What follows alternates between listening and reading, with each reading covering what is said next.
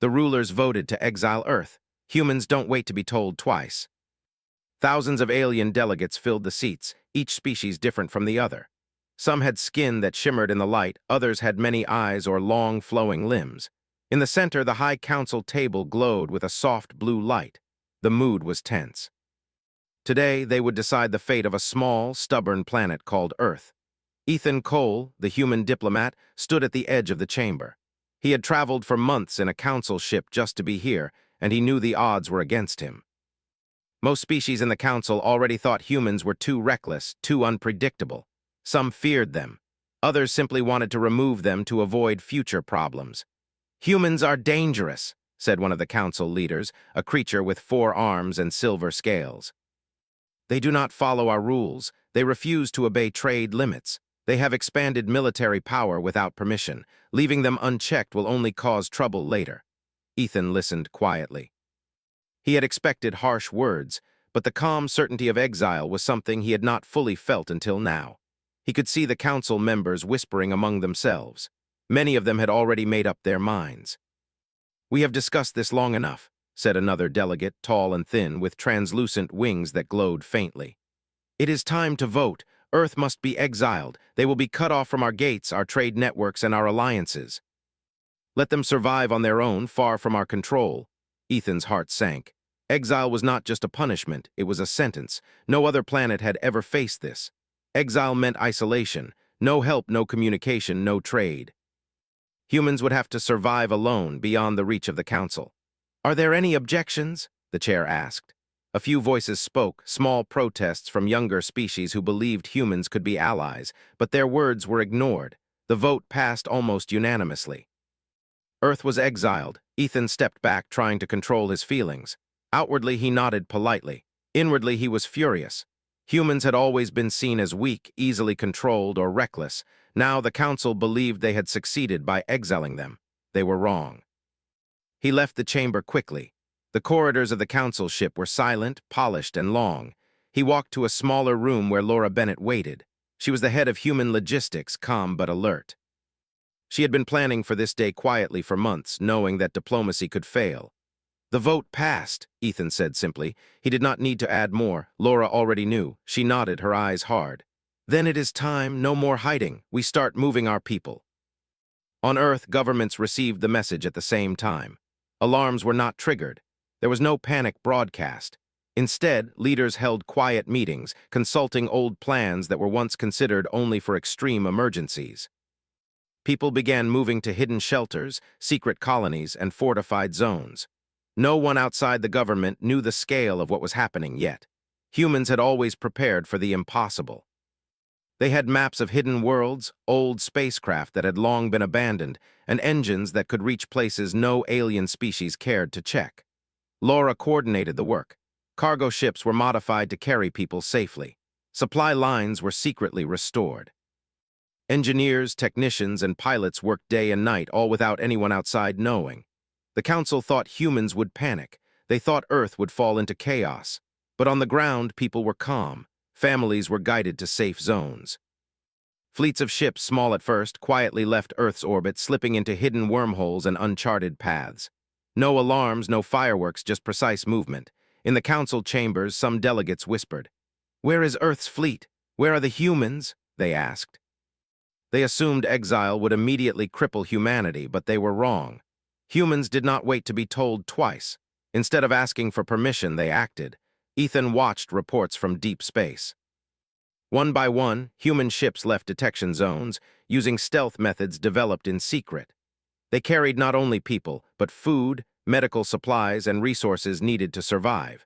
Even small satellites were modified to hide movements and mask signals. The council believed humans were helpless now. The irony was bitter but satisfying for those watching from Earth. One evening, Ethan spoke to Laura in the command room. The room hummed with quiet energy, lights blinking softly. They were alone except for a few trusted aides. "They think we are broken," Ethan said. "They think we will wait for their next orders. They do not understand human speed or human planning." Laura smiled faintly. "Let them believe that. When the time comes, they will see what exile truly means. For now, we prepare. Every planet we can reach, every route we can hide in, every ship we can use, we take it." In distant parts of the galaxy, alien observers tried to monitor human movements. Sensors and scanners reported nothing. Humans had vanished, leaving no trace. The Council was confident. Exile, they believed, was working perfectly. No one could guess what humanity was doing in secret. As the first human fleets disappeared into uncharted space, a quiet pride filled those aboard Earth's command ships. This was more than survival. This was a statement. Humans did not wait for orders. They did not cower when threatened. If the Council thought exile would make them weak, they had underestimated an entire species. Ethan reviewed the routes on a holographic map. Countless paths led into dark, unexplored regions. Each path was chosen carefully with fuel, speed, and safety in mind. Humans had thought of every possibility. They were not just fleeing, they were preparing. Preparing for the day when exile would no longer be enough to contain them. And on Earth, children played unaware of the hidden ships leaving orbit. Families gathered for quiet meals, unaware of the silent fleets rising into space. Engineers and pilots worked tirelessly, ensuring every ship reached its destination. Humans moved as one, coordinated and precise, a force hidden from the galaxy but ready for anything. Ethan knew the Council would soon realize their mistake. Humans were never weak. Humans were never passive. Exile, the Council's greatest hope, would soon become their greatest fear. And so, in the shadows of space, humanity acted, silently, carefully, and with determination. Exile was not the end. It was the beginning. Part 2. Exile Day becomes Preparation Day. On Earth, life seemed normal on the surface. Children went to school, workers commuted, and cities buzzed with familiar sounds.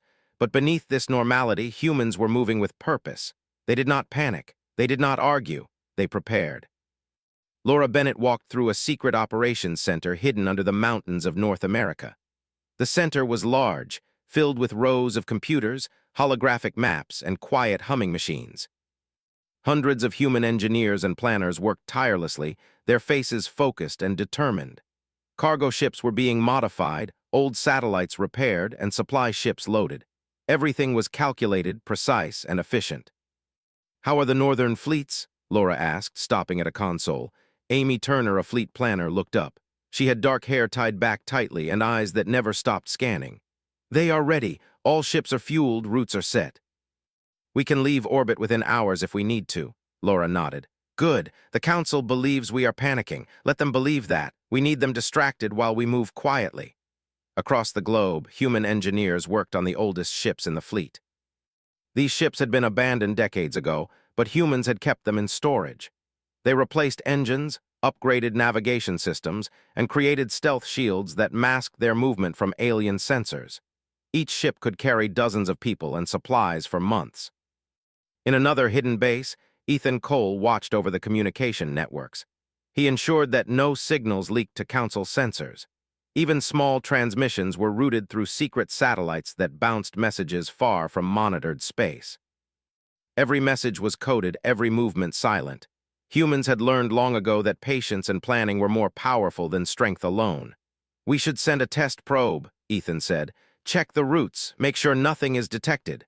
Amy nodded. A small probe ship launched quietly, slipping through the upper atmosphere and vanishing from all known sensors. Minutes later, a signal confirmed that it had passed undetected. "They won't know we are moving until it is too late," Amy said. "And even then, it will be too fast for them to react." Humans were not just preparing to survive, they were preparing to act. Exile was no longer a punishment, they saw it as an opportunity. Opportunity to expand quietly, to explore, and to protect themselves from any future threats. For the first time, the different nations of Earth worked together without arguing. Old rivalries were set aside. The Council's decision united them in a single goal: survival, preparation, and readiness. Small colonies hidden in asteroids and uninhabited planets were stocked with supplies. Engineers repaired old defense systems that were thought obsolete. Civilians were trained quietly in emergency procedures. Families were moved to safe zones with careful precision. Every person had a role, every movement planned. Ethan visited one of these colonies personally. The settlement was small but efficient. Children ran through protected areas, unaware of the ships preparing in orbit. Adults worked alongside engineers, learning skills that would help them survive if the Council tried to attack. Laura and Amy supervised quietly, ensuring everything went according to plan. They think exile is a punishment, Laura said to Ethan as they walked through the colony. But we are turning it into preparation. We are turning weakness into strength. Ethan nodded. The council thinks humans will panic, that we will argue, that we will fail. They do not know us. The council, meanwhile, celebrated their success. Messages from alien sensors reported no unusual activity. No fleets left orbit. No signals leaked. In their eyes, humans were isolated, powerless, and insignificant. They congratulated themselves on a clever decision. They believed exile had worked. Back on Earth, human fleets continued to move. Ships launched quietly, taking hidden routes through space. Each fleet carried not only people, but also vital supplies, tools, and engines capable of exploring and surviving in unknown systems. Engineers had designed everything to last months, even years, without council support. Humans were careful, efficient, and silent. Every fleet is in position, Amy reported one evening. The command room was quiet except for the hum of computers. All hidden colonies are stocked, all supplies accounted for. We are ready for the next step, Laura smiled. And the council does not know a thing. In distant parts of space, alien observers tried to detect human movement. Scanners showed nothing. Satellites reported no unusual activity. The council was confident that their plan had succeeded. Exile, they believed, was complete. But humans were already beyond detection, slipping through uncharted space, testing new routes and securing safe locations. They were silent, patient, and precise. They had no need to show force yet. Their advantage was planning and speed. Humans acted faster than any council member anticipated. Ethan watched a holographic display of the fleets. Tiny dots moved through empty space, each representing a ship or colony. They were small, but together they formed a network invisible to alien eyes. Each dot was vital, connected to the others through hidden communication channels. Humans were weaving a web of survival that the council could not see. "We will not wait to be told twice," Ethan said quietly. "They voted to exile us, we accept it, and we act." Laura nodded. "Preparation is our weapon, patience is our shield, and when the time comes, we will not ask for mercy or permission." In the coming weeks, human fleets reached deep into uncharted regions of space. They found planets suitable for colonies, asteroid belts for mining, and hidden systems that no council member had ever charted. Supplies were distributed carefully.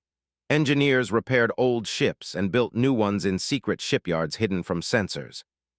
Civilians were trained in skills that would be critical for survival and defense. Humans had taken exile and transformed it into movement, preparation, and growth. The council believed humans were trapped and weak. In reality, they were learning, expanding, and becoming ready. They did not need approval. They did not need permission. Exile had given them freedom, and they used it with skill and patience. Ethan walked through one of the command rooms late at night, alone. Screens displayed maps, fleet positions, and resource supplies. He knew the council would eventually notice, and when they did, they would be shocked. Humans did not wait to be told twice. Humans did not panic. Humans prepared, and preparation, Ethan knew, was the first step to power. In quiet, hidden corners of space, humanity moved like a shadow, invisible to the council, unstoppable in their purpose, patient in their actions. Exile had not broken them. It had made them stronger. And soon, the galaxy would learn that exile was not a punishment. It was a warning. Part 3. The silence that worried the stars months passed since the council had voted to exile Earth. To the rest of the galaxy, it seemed like humanity had vanished. Alien sensors reported no signals, no fleets, no transmissions. They assumed that humans had scattered into small, weak colonies or had failed entirely. Ethan Cole stood on the bridge of a hidden command ship. The walls were lined with screens showing empty space, maps of uncharted routes, and the positions of secret human fleets. He ran his hand across the console, studying each route carefully. Humans had moved with patience and precision, never revealing their full strength. Amy Turner, seated nearby, spoke without looking up from her charts. "They will start worrying soon. The council will notice that nothing has happened, no trade, no attacks, no requests. Silence will make them nervous." Laura Bennett, overseeing communications, nodded. "They do not understand human patience. They think silence means weakness. They are wrong." Human fleets had spread across hidden star systems, establishing small colonies and supply bases. Engineers worked tirelessly to build new ships and repair old ones. Each colony had systems for food, energy, and defense. Humans were self-sufficient, prepared for years without relying on the Council or other species. Small groups of scouts moved through uncharted space, mapping paths that alien species had never explored. These paths would be critical if humans needed to return or expand. Every movement was calculated to remain undetectable. The Council believed that Exile had succeeded, but in reality, humans were preparing for a future they controlled. One evening, Ethan watched a holographic display showing a fleet moving through a dark system. "They will never see this coming," he said quietly. "Every path, every ship, every colony is a surprise they cannot imagine." Amy smiled. "They assume we are weak because we are silent. They assume we cannot act. They are wrong. We are growing stronger while they wait." Humans were not idle. They trained their people, improving skills in navigation, engineering, and defense. Even civilians learned to operate ships, manage supplies, and maintain stealth systems. Every person had a role, every skill added to humanity's hidden power. In distant parts of the galaxy, alien observers tried to detect human movement. Scanners reported nothing unusual. Satellites found no unusual energy signatures. Council members believed that humans were trapped in isolation, defeated by the Exile vote. But humans had learned to hide, to move in silence, and to survive without notice. Ethan walked through a secret colony on a small planet near a dark asteroid field. The colony was quiet, efficient, and organized. Children ran through protected areas, learning survival skills without fear. Adults worked with engineers, repairing ships and building new ones. Supplies were carefully rationed and stored. Humans had adapted to life without the Council's guidance, and they thrived in ways no one expected. Laura joined him in the colony's control room. "Every colony is ready," she said. "We can hold this position for years. The Council believes we are weak." "They do not see what we have done," Ethan nodded. "The galaxy thinks Exile has succeeded. Soon they will realize it has failed." Humans continued to explore hidden systems, discovering planets rich in resources, asteroids filled with minerals, and safe zones for colonies. Engineers repaired old engines, built new ships, and created stealth systems that masked their presence. Humans were invisible, silent, and ready. "We have mapped all possible routes for return," Amy said, showing a holographic map of hidden paths. "If we decide to act, we can reach any Council world before they even know we exist." Ethan studied the map, a sense of pride filling him. Humans had not only survived Exile, they had turned it into strength. They had grown, learned, and prepared. The Council had underestimated them. Every step humans took in silence added to a hidden power that no alien could see. In one of the hidden colonies, civilians trained in skills that would be critical for defense and survival. Families worked together to maintain ships, store supplies, and keep communications hidden. Even the youngest children learned to navigate through simple star charts, understanding the basics of survival in space. Humans were building generations that could act independently, without fear, and without waiting for anyone's orders. Ethan walked along a corridor, watching engineers repair a fleet of ships. Each ship was fitted with new engines, stealth systems, and advanced controls. Humans had learned to adapt, to improve, and to survive. Exile had given them time, and humans used it wisely. Laura and Amy joined him at the observation deck, looking out into the blackness of space. No other ships, no signs of Council fleets, no signals. Humans were completely undetected. The silence itself had become a weapon.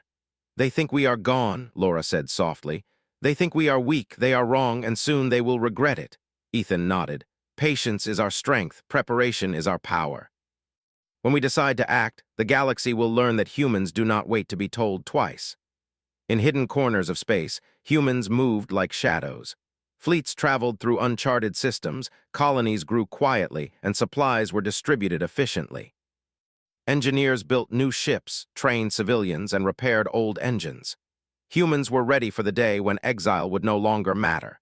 The Council, confident in their victory, continued with their meetings, believing humans had failed. They congratulated themselves on a clever decision, assuming that humans would never pose a threat again. But humans were learning, growing, and preparing. Every day their power increased, hidden from alien eyes. Ethan walked back to the command center, watching over maps, fleet positions, and resource networks. Humans had taken Exile and turned it into opportunity. They had learned to hide, to survive, and to prepare. The Council had no idea what was coming.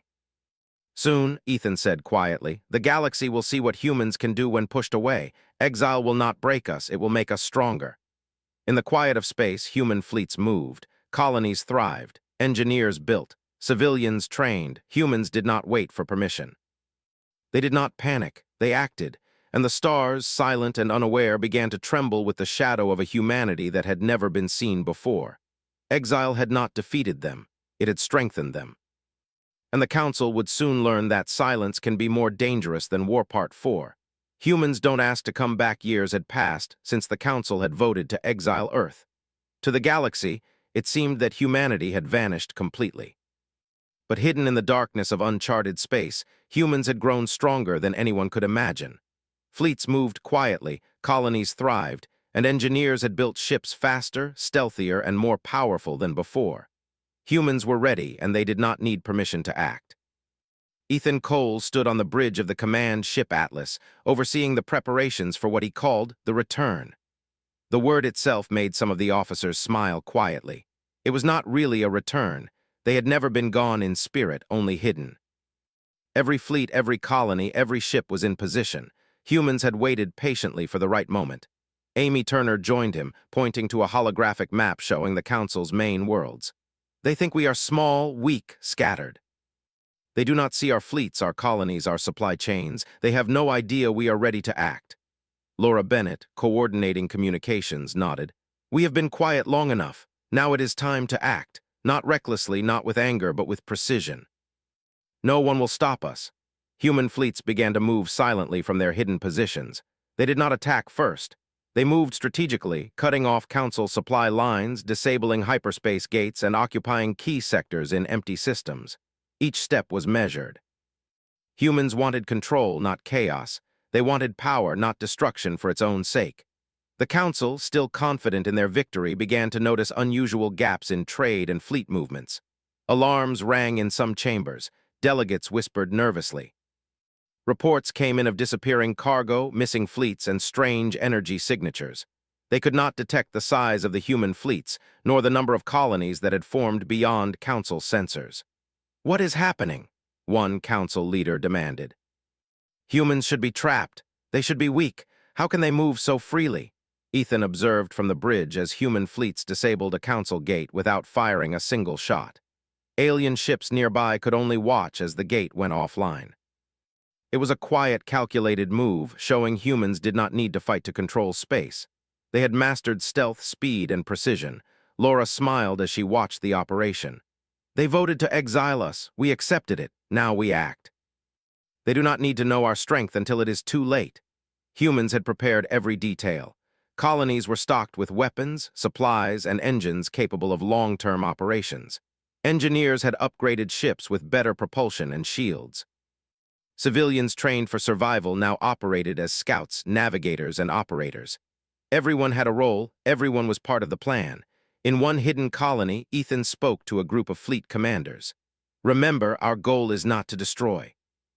It is to show that humans cannot be ignored, cannot be contained. We are not asking to come back. We are taking what we have earned.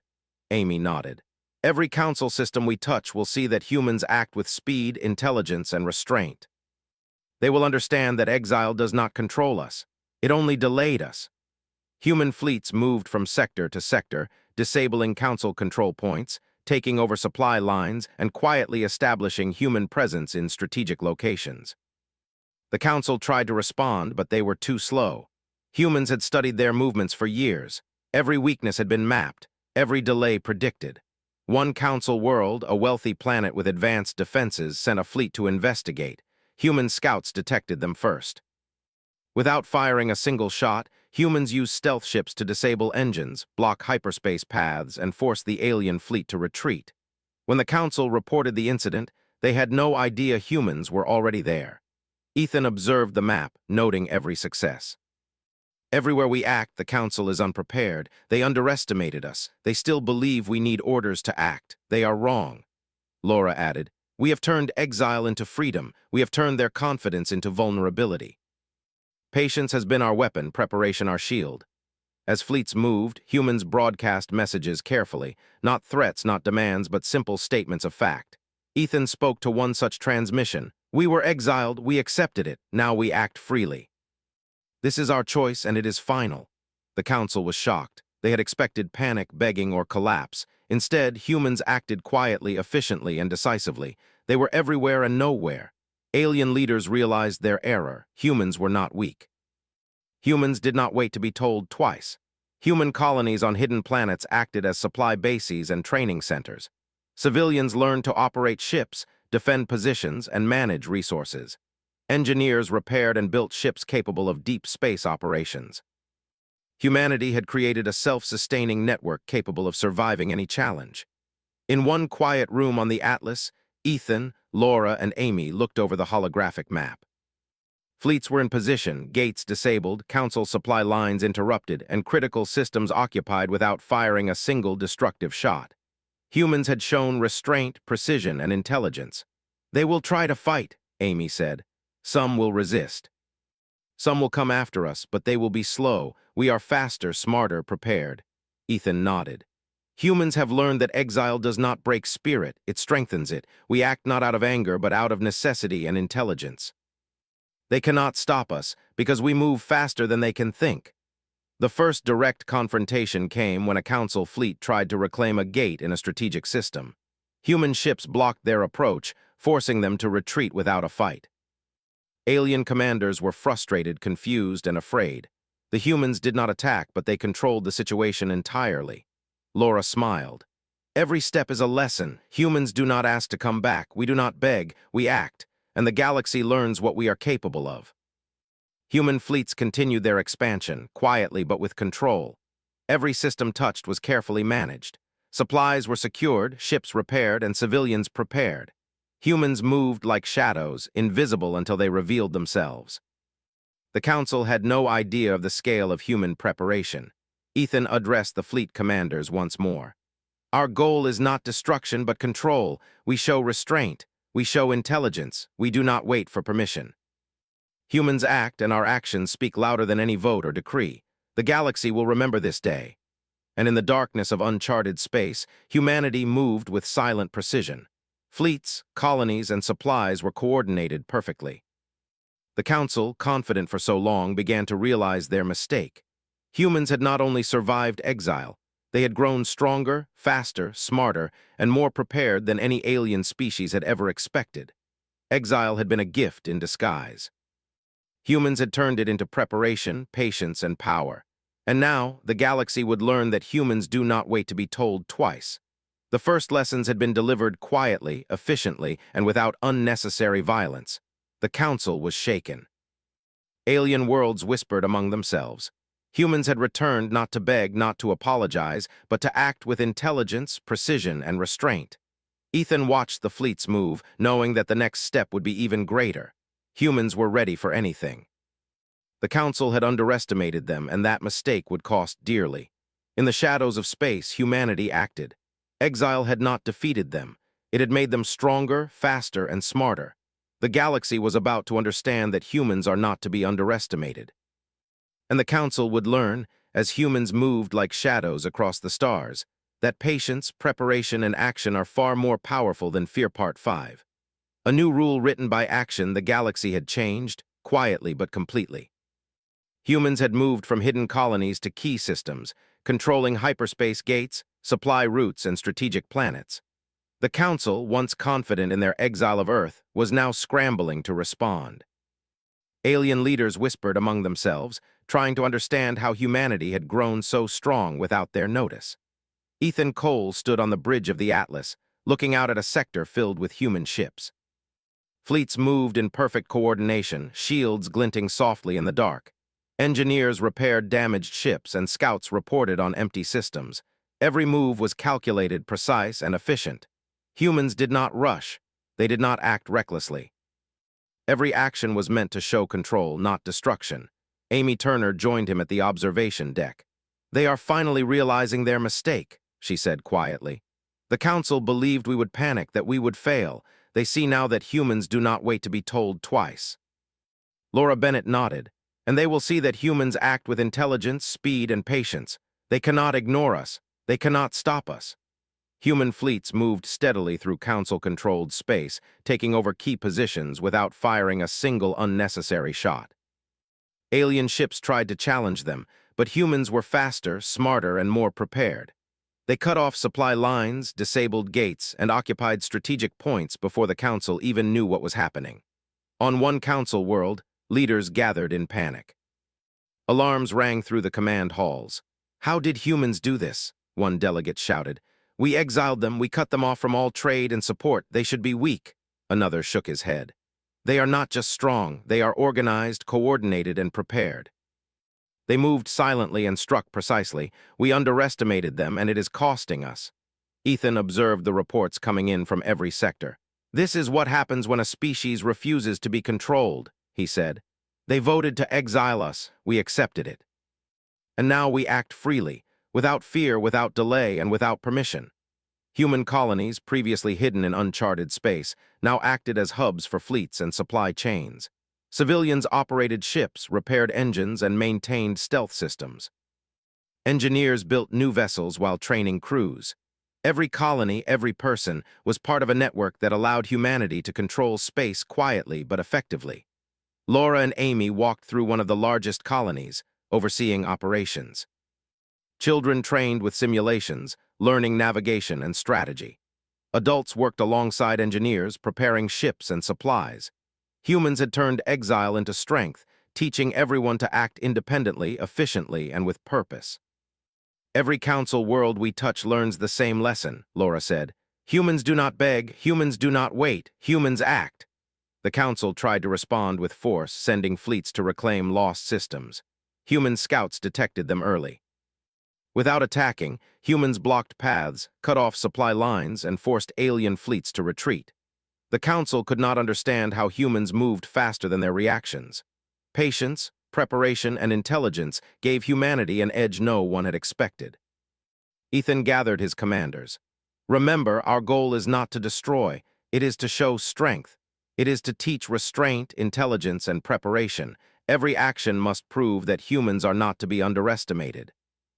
Amy added, "Every fleet, every colony, every ship is part of a single network. We move as one. We act as one. The Council cannot stop us because we are ready for anything." Human fleets continued to expand quietly. Gates were secured, supply lines controlled, and strategic positions occupied. The Council struggled to coordinate a response. Alien leaders realized that humans had not just survived exile, they had mastered it, turning isolation into power. On one central planet, Ethan addressed a Council envoy. He did not raise weapons or threaten war. He spoke calmly, clearly, and with authority. "You voted to exile Earth. We accepted it. Now we act freely. This is our choice, and it is final. Humans do not wait to be told twice." The Council envoy looked shocked, struggling to find words. No species had ever spoken this way. Humans did not beg, did not plead, and did not threaten. They simply acted with confidence and control. It was a lesson that spread quickly across the galaxy. Human fleets continued their movements, consolidating control without unnecessary violence. Every system occupied was managed carefully. Supplies were secured, colonies prepared, and fleets coordinated. Humans demonstrated that exile had not weakened them, it had strengthened them. Laura observed a fleet deployment. "They will remember this. The Council will remember that humans do not need permission, that humans prepare, plan, and act." "That exile does not break spirit, it builds it." Ethan nodded. "We have rewritten the rules, not by vote, not by decree, but by action. Humans act, and the galaxy must respect it." As fleets moved through the stars, humans showed their strength in subtle but undeniable ways. They did not destroy worlds unnecessarily. They did not fight without reason. They acted intelligently, showing restraint, speed, and precision. The Council, once proud and confident, had no choice but to acknowledge the change. In quiet corners of space, human colonies thrived. Civilians maintained fleets, trained new generations, and prepared for future challenges. Engineers built faster, stronger, and stealthier ships. Humans had created a network capable of surviving anything. Amy spoke quietly to Ethan and Laura. "We have taken exile and turned it into opportunity. We have shown the galaxy that humans act with intelligence, precision, and restraint. We do not ask to come back, we act freely. Ethan looked out at the dark expanse of space. The Council has learned its lesson. The galaxy will never underestimate humans again. We have turned weakness into strength, isolation into power, and patience into action. As the fleets continued to move, humans consolidated control over key systems. Alien species surrendered without a fight when they realized humans were prepared, precise, and in control. The Council had no choice but to accept the new order. Humanity had not only survived exile, they had reshaped the galaxy. They had proven that even when pushed away, humans advance, prepare, and act. Restraint, intelligence, and speed became their greatest weapons. Patience became their shield, and the Council learned that humans do not wait to be told twice. Ethan, Laura, and Amy stood together on the observation deck of the Atlas. Fleets moved below them, colonies thrived across the galaxy, and the Council could only watch. Humanity had written a new rule, not by vote or decree, but by action, intelligence, and determination. "This is only the beginning," Laura said softly. "Humans will continue to act, to grow, to prepare. Exile has made us stronger than ever." Ethan smiled. "And the galaxy will remember that lesson for generations. Humans do not wait, humans do not beg, humans act. And our actions are stronger than any vote, any council, any decree."